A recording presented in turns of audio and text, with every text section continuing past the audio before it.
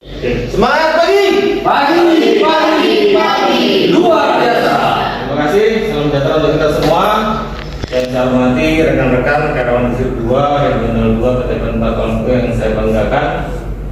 Kita kali ini akan membahas tentang manajemen risiko di PT PNA 4, lebih khusus lagi terkait dengan risiko legalitas aset perusahaan. Ini penting karena sudah menjadi permasalahan di banyak kebun tentang legalitas aset perusahaan yang baru-baru ini terjadi di beberapa lokasi.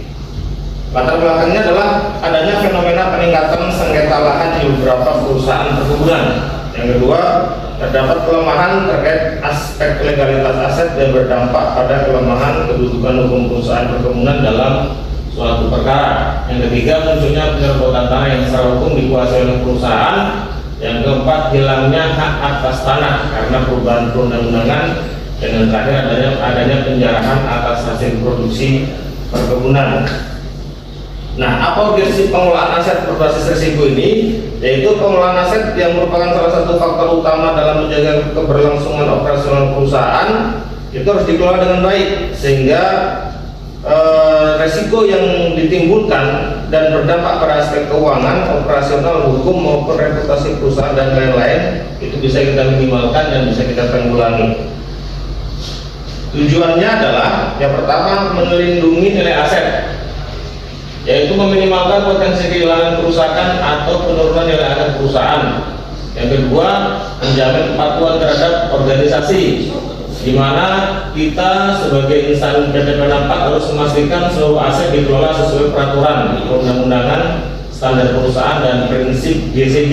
Ini juga berkaitan dengan prinsip dan kriteria RSPO, ISPO maupun sertifikasi yang lain. Yang ketiga adalah menjamin kepatuhan terhadap regulasi, yaitu mengoptimalkan pemanfaatan aset serta mengurangi biaya akibat risiko yang dapat dihindari.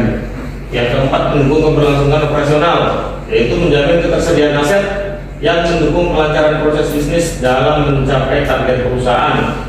Yang kelima, meningkatkan kualitas pengambilan keputusan, di mana menyediakan informasi risiko sebagai dasar dalam perencanaan investasi pemeliharaan, pengembangan dan penghapusan aset, serta yang keenam, menciptakan nilai tambah dan keberlanjutan, yaitu mengintegrasikan pengelolaan risiko ke dalam siklus hidup aset untuk meningkatkan nilai aset dalam jangka panjang. Nah, ini adalah diagram bagaimana 8 jenis risiko atas pengelolaan aset PT PNA 4 itu dipetakan.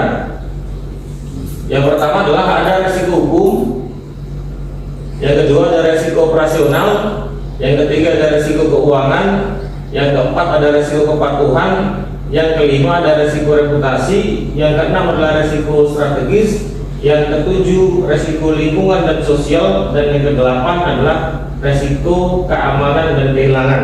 Jadi setiap aset yang ada di PT PNA 4 ini sudah dipetakan resikonya terhadap masalah-masalah yang mungkin timbul dari 8 aspek ini. Suatu masalah dapat masuk ke beberapa aspek sehingga sudah kita bisa petakan dan kita identifikasi kira-kira apa penyelesaian yang bisa kita laksanakan sebelum masalah itu besar. Oke, cukup jelas? Oke, terima kasih. Saya rasa sampai di sini kita lanjutkan sesi selanjutnya.